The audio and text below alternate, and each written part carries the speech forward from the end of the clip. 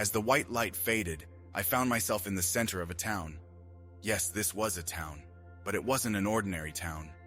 Rather, it looked like a medieval town from a fantasy video game. The roofs were thatch and straw, and the houses were built from cheap wood. The pathways were made of dirt. I saw horses in front of various buildings and even a few riding them, and everyone was walking around in really grungy-looking villager clothing. One or two people had armor on, and I even saw a few weapons in sheaths. Where was I? Where am I? I asked out loud. Eh?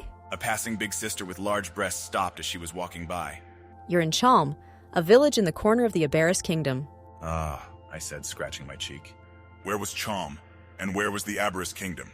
Well, I wasn't going to ask this pretty big-breasted woman such questions. I'd start to look crazy. What was going on? Was this another world? Had I been taken to an Isekai world, just like those web novels I read? In that case, do you know where I can get information? I asked. Wouldn't the best place be the Adventuring Guild? She offered with a pleasant smile. She was pretty nice, so it instantly gave me a good impression of Chalm. I really wanted to bury my face in her chest. However, those kinds of actions would probably be frowned upon. I figured I had two options. One option, this world was fake, and I was in some sort of dreaming state. In that case, there were no consequences to my actions, and I should just enjoy myself. The second option was that I was in another world for real, in which case I could die really easy. That was kind of frightening. Either way, I wouldn't step out of line until I knew which it was. Can you show me the directions? I asked. The girl pointed in the direction of a larger-than-average home with a sign in the front that I couldn't read. I decided to head there after giving her thanks of appreciation. She smiled and gave me a wink in return. I found myself blushing slightly as I stumbled to the building. If she wasn't busy, I might have been hoping to flirt with her a little more. Well, I still didn't know if this world was real. I didn't really have the confidence to do that sort of thing, so it was left for just my perverted fantasy. As I walked down, I noticed more of the people around me. Some of them had tails and ears that came out of the top of their head. Would these be animalkin? I had never seen a cat person or dog person before, but the buff-looking guy who just passed me totally looked like he had cat ears on his head. This place was quite cool. Entering the Adventuring Guild, it resembled any other Adventuring Guild one might expect. It had a man up front. There was a bar to the side with tables. It smelled of sweat, alcohol, and something that might be blood.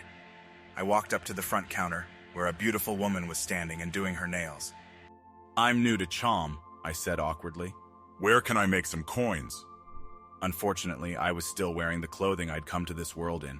My body was still my typical fat self. There was no new handsome body nor impressive upgrades. I was still a chubby teenage boy, through and through. Thus, when the lady looked up, she saw me precisely for what I was. I had been dismissed by enough women to recognize that look. She wasn't at all nice like the girl outside. My opinion of the Adventuring Guild went down. It's 1 gold coin to join.